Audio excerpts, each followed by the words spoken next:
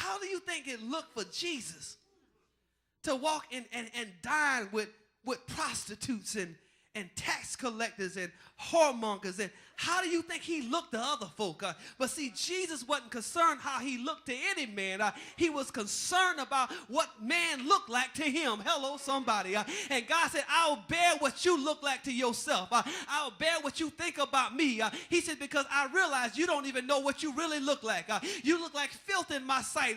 You need my word, and I love you enough to sit there through all your foolishness, to sit there through all your tricks and your treats, and know that you really need me. Is there anybody like Paul? Paul said, I didn't come to you with eloquent words and enticing words of man's wisdom. He said, but I came with some power, and I wasn't afraid to demonstrate it.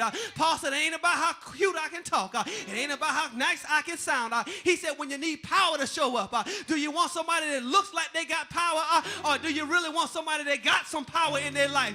When you need healing at the hospital, do you want somebody that look like a doctor coming your way, or do you want somebody that knows what they need to do?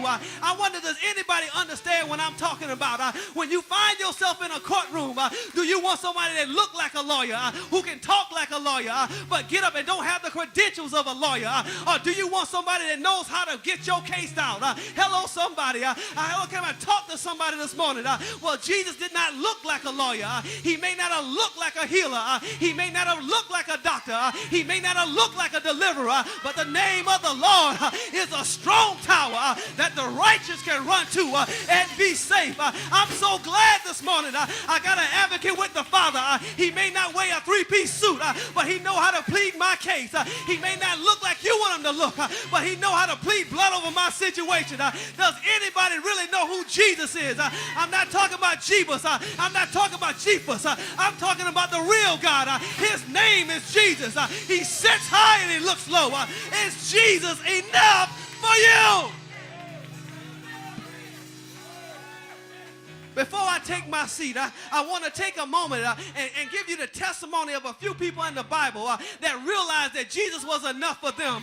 The Bible says there was a little short man by the name of Zacchaeus, and Zacchaeus was a robber. He had all the right credentials by the Roman authorities, and he was authorized to steal people's stuff. He was authorized to overtax them. He was authorized to put a little bit back in his back pocket. Hello, somebody. And it seemed like everything was good in his life. But Zacchaeus got to a point in his life. He said, you know what? All this money ain't enough for me.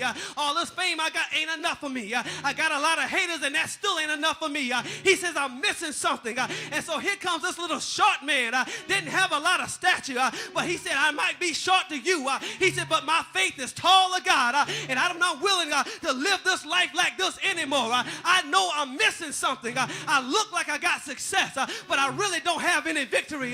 So Zacchaeus made up in his mind, they already hate me anyway. They already don't like me anyway. They already think I'm a devil anyway. They already said I'm crazy anyway. I'm going to get up in this tree, and if I got to climb it all by myself, they might talk about me while I'm going up, but I'm still going higher.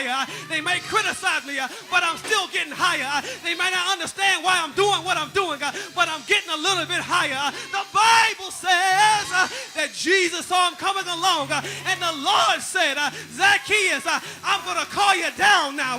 They might not have thought you were doing the right thing, but Jesus was enough for you. You were willing to get it all gone. And the Bible says that Zacchaeus, when he came out of that tree, he had a different perspective on life. He said, y'all can take all the stuff now. I'll repay everybody. I don't need none of this stuff. I've got an intimate relationship now with Jesus, and that's enough for me. Let me tell you about another woman. The Bible never gives her name, but the Bible gives her testimony. I like to call her knee crawler. She got down low on the ground. She didn't worry about how she looked to other folk because she spent all her money trying to get folk to help her with her situation. And all the folk did was take her money, and she was still bleeding. Hello, somebody. All the folk did was take all of her substance, but she was still getting weaker every single day. Aren't you tired of getting weak, allowing people to take your stuff? What you need to do Take the little bit of strength you got left and take it and meet God in the middle. Hello, somebody. Can you meet God in the middle of everybody else? Can you meet God in the middle of all the phony folk? Can you meet God in the middle of all the fake praises?